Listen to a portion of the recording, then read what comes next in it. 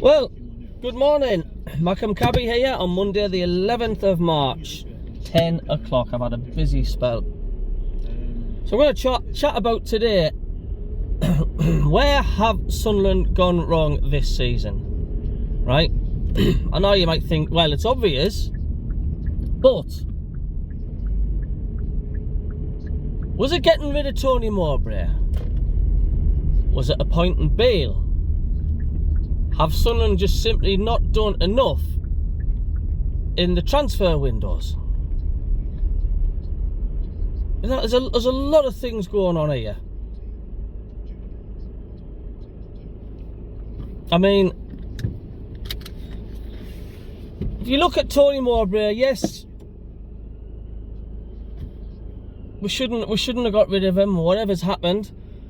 But some say his results were starting to dwindle a little bit. Do you know what I mean? Not many fans, but a lot of fans started thinking alarm bells ringing here.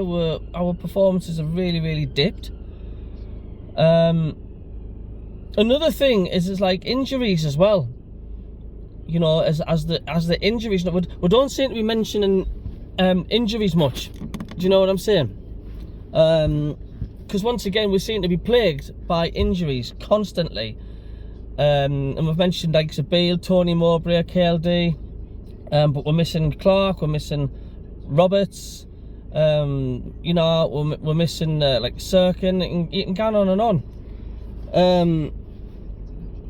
And like, could it be that I were being a bit harsh? You know what I mean? But yet again, that's where it comes down to recruitment, doesn't it? It's the fact, like, because we haven't done enough in the transfer market, we haven't got any strength in depth. We haven't got anything to cover.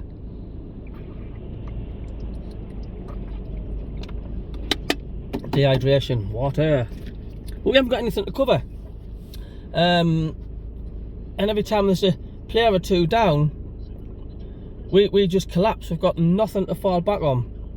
We haven't really got anything decent on the bench to come on.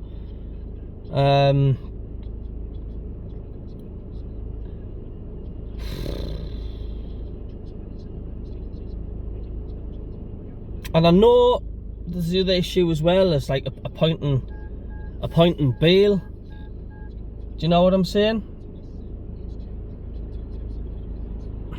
But the way I look at it, yeah, don't get me wrong, we had Bale, but at least Bale won 2 games. Am I right in saying that? He won 2 games, wasn't it? Was it Plymouth at home 3-1 and then we beat Hull away? Was it? I'm sure it was. And all the slagging off we've give Bale when he was here, and look what Dodds has done. He's done worse than Bale. 6 defeats on the trot, and I know he's not the manager, and he's just like the head coach or the coach for the first team. But nobody's mentioning about Dodds. You know what I'm saying? Were we a bit unfair towards Bale?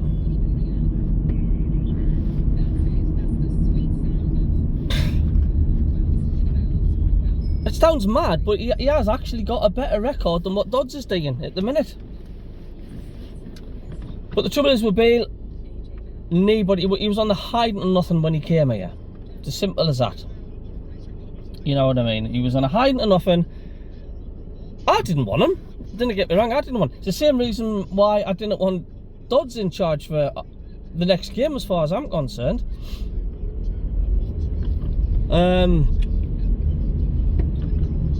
But for so much, like, Dodds gets on with the players think the world of Dodds, he's good and all that. Well, Christ almighty, I'm beginning to differ, especially with his tactics. Like I say, when we brought it back to 2-2 against Southampton, and you think he would have gone defensive and protected the point. He didn't do a thing. Then we're going to move along to K.L.D and Speakman. If you look on the flip side, they've got us out of League One. Some say we are in a slightly better position, but it's just the lack of spending, the lack of what he's done. in the transfer window. The model of turning away potential good managers coming to the club because the manager's not happy with the current model, what K.L.D and Speakman are doing. Rather than changing the model to suit the manager, they're just being stubborn and sticking to the same model. For like Keno came, remember that year? Was it last year, whatever? And the year before, and he went for the interview and then he decided, no, it's not for me, I don't like this and that and the other. Will still, that fell through. So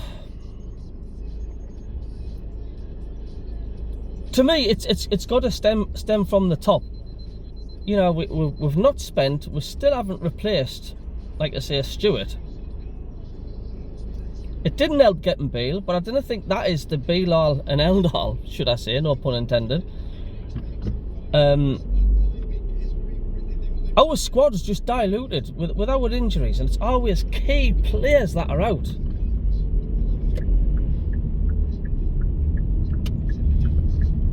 And yes, there's lots of bits and bobs we can sort of point the finger to. But to me, it's got to be K.L.D and Speakman, because we've got no strength in depth, we haven't got a balance on the squad, and when we've got our injuries like we have now, we're like a fish out of water.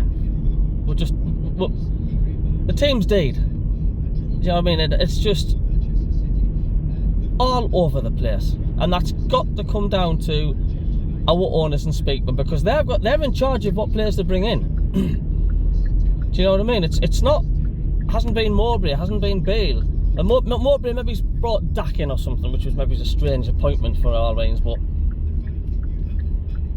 you know, they've made a right mess, an absolute mess of the squad. So yes, there is a lot of things which contribution to Sunderland's drastic fall and form. So amongst all them other things, it's got to be with K.L.D and Speakman as well. They have just they've not listened to the fans. We've said time and time again what we need, and they're just ignoring us. But anyway, I'm at Asda now, and I'm about to pick up somebody. And love yous all for the support. Loads of new subscribers and comments and likes. I'll reply to every single one of you. Have a great day, folks. See you later.